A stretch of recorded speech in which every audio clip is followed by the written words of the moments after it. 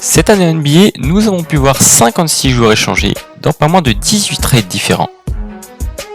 Alors que ce soit pour construire une meilleure équipe, obtenir des tours de draft ou libérer du cap space, toutes les équipes essayent de construire un roster pour atteindre leurs objectifs.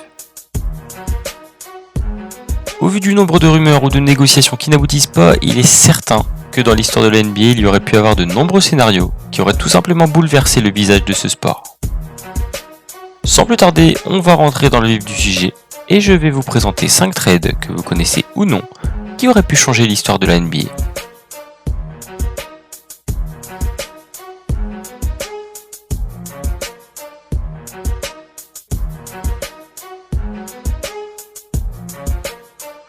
Pour commencer, on va mettre un peu de contexte dans cette première histoire. On est en 2003 et les Texans de San Antonio foncent vers leur deuxième titre de champion NBA après celui de 1999. Le trio Tippy Duncan et Ginobili vit sa première année ensemble et sous le commandement de l'éternel David Robinson, les Spurs finissent premiers à l'ouest.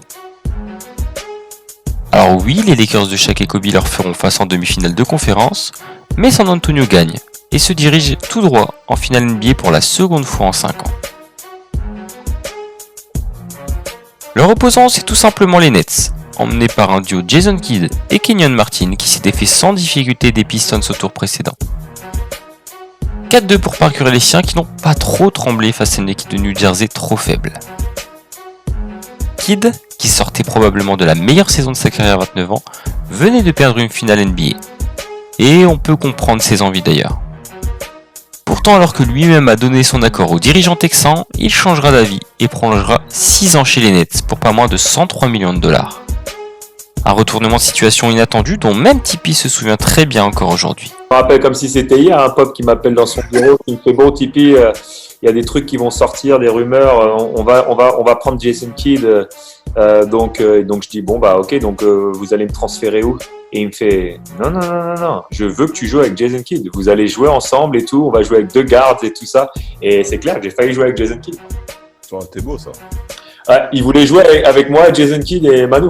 Il voulait jouer avec les 3 en même temps. On peut pas réellement parler de trade dans ce cas-là, mais au vu des exigences salariales de Monsieur Kidd, un trade semblait quand même inévitable pour le cap space. Presque 20 ans après, Kidd regrette toujours ce jour, car il ne fera plus que 3 demi-finales de conférence avec l'équipe du New Jersey. Et même s'il a regretté sa bague en 2011 avec les Mavs, on peut imaginer qu'il en aurait eu bien plus avec les Spurs. Imaginez juste un peu le 5. Tippy, Kidd, Manu, Bruce Bowen et Tim Duncan. Ouais, ça fait très peur.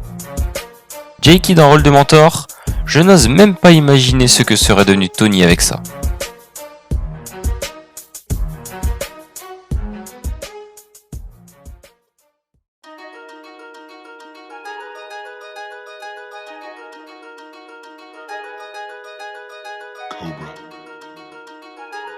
Quelque chose d'un peu plus récent maintenant, et une histoire dont personnellement je n'ai entendu parler qu'en faisant cette vidéo. Avant l'émergence de Klay Thompson et son duo avec Stephen Curry, on n'avait presque jamais vu une paire sur le backcourt dominer autant sur les parquets. En partant de cette logique, les Warriors ont commencé à chercher du soutien de poids dans le secteur intérieur pour épauler Curry.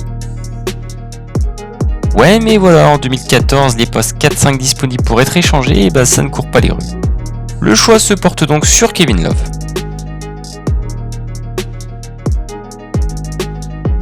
Après 6 ans au Minnesota, il arrive presque dans son prime et il dispose d'une grosse valeur sur le marché. Plus un réel big man qu'un 4 qui stretch à l'époque, Love est déjà 3 fois All-Star à tout juste 25 ans, et il fallait aux Warriors quelqu'un capable de porter l'équipe vers les sommets. Un an plus tard, avec l'émergence de Draymond Green suite à la blessure de David Lee ou l'éclosion de Thompson, ce trade aurait pu être un véritable désastre. Le même été, Kevin Love finira par rejoindre LeBron aux Cavs. Mais que se serait-il passé si Jerry West n'avait pas menacé de quitter la franchise pour empêcher cet échange? Pour Minnesota, on aurait pu avoir un effectif très jeune, mais terriblement talentueux. Rubio, Wiggins, Karl Anthony Towns, Zach LaVine, Klay Thompson. Certes, on est un peu bouché sur les lignes arrière, mais ça tient clairement la route. Et pour Golden State, on peut pas vraiment savoir. Est-ce que Love aurait pu être un aussi bon lieutenant que Thompson? Et surtout scorer 22 points de moyenne sans monopoliser le ballon? Pas sûr. Quoi qu'il en soit, les deux joueurs doivent être très contents du chemin qu'ils ont accompli. 4 finales NBA et un titre d'un côté, 5 finales et 3 titres de l'autre.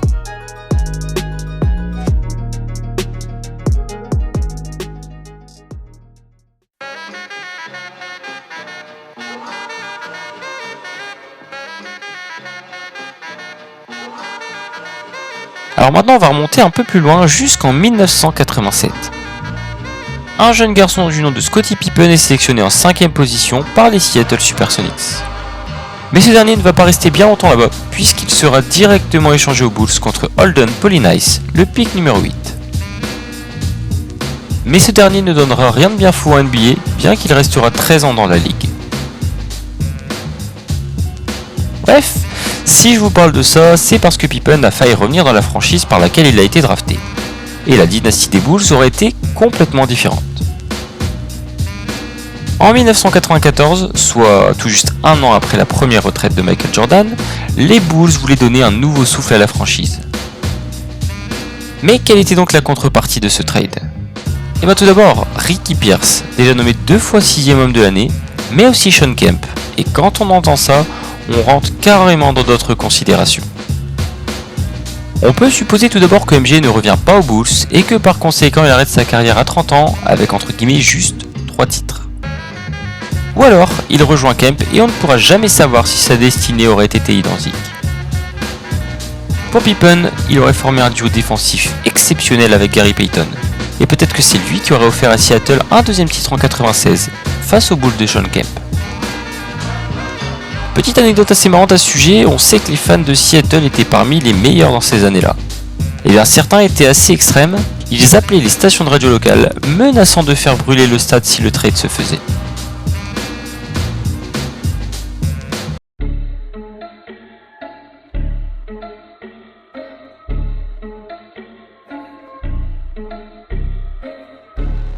Oh là on rentre dans un dossier assez épineux avec cette affaire. 2011, année un peu spéciale avec un lockout qui fait que la saison tarde un petit peu à commencer et des équipes qui mettent un peu de temps pour construire leur effectif. Monsieur Chris Paul, alors joueur des New Orleans Hornets, arrive en fin de contrat et commence à intéresser du monde sur le marché. Il est l'un des meilleurs meneurs de la NBA à l'époque et forcément, comme d'habitude, les Lakers sont friands de gros joueurs à faire venir pour pouvoir jouer avec Kobe. Mais la situation des Hornets est un peu particulière.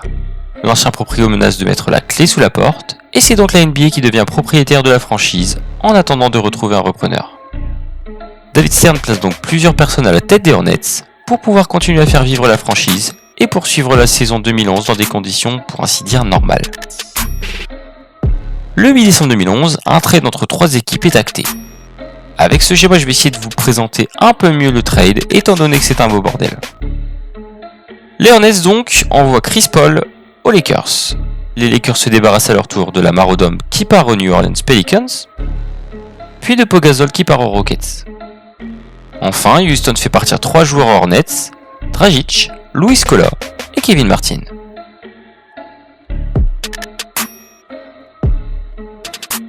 Oui, mais si je vous parle de trades qui ne sont pas arrivés dans cette vidéo, c'est que celui-ci ne s'est tout simplement jamais produit. Effectivement, beaucoup de propriétaires de franchises se sont opposés au trade, disant que la NBA, qui était propriétaire des Hornets, je vous le rappelle, avantageait trop les Lakers dans ce trade. Et voilà comment 6 jours plus tard, Chris Paul a atterri donc aux Los Angeles Clippers. Pas de veto de la part de la NBA cette fois-ci, et un bon gros taux de somme du côté des Lakers.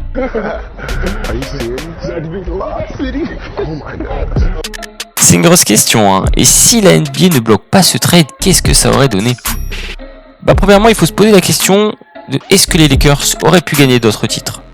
Je veux dire, Kobe, Chris Paul, Dwight Howard, on est en droit de se demander si potentiellement tu peux taper les Heatles. Cela veut aussi dire que Steve Nash ne vient pas aux Lakers l'année suivante, qui n'ont pas besoin de meneur, et peut-être que l'Op City reste un rêve, et que les Clippers restent tout simplement une équipe de losers. Mais il y a des plus grosses questions qui arrivent. Tous les trades qui ont suivi avec les joueurs qui devaient bouger dans le transfert initial, peut-être qu'ils n'arrivent jamais. Et au final, Kyle Lowry à Toronto en provenance des Rockets, ou James Harden aux Rockets depuis OKC, ça n'arrive jamais. Bref, on pourrait débattre sur des dizaines de destinées qui ont été bouleversées à cause de ce trade qui n'a pas eu lieu, mais une chose est sûre, Ça reste une grosse interrogation.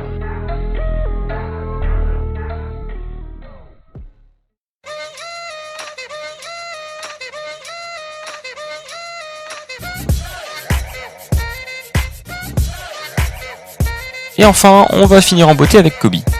Oui, on ne pouvait pas faire cet épisode sans parler de lui. On se doute que même pour quelqu'un qui a effectué toute sa carrière au même endroit, il a dû avoir de nombreuses sollicitations.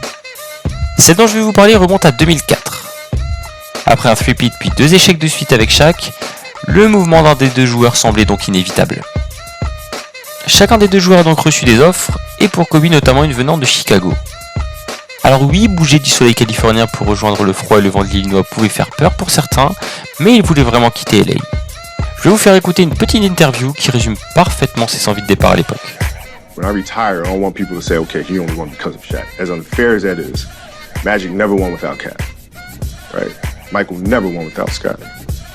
So, but here I am getting stuck with this argument, which is not fair, but yet this is the argument people will make, and I'm not okay with that.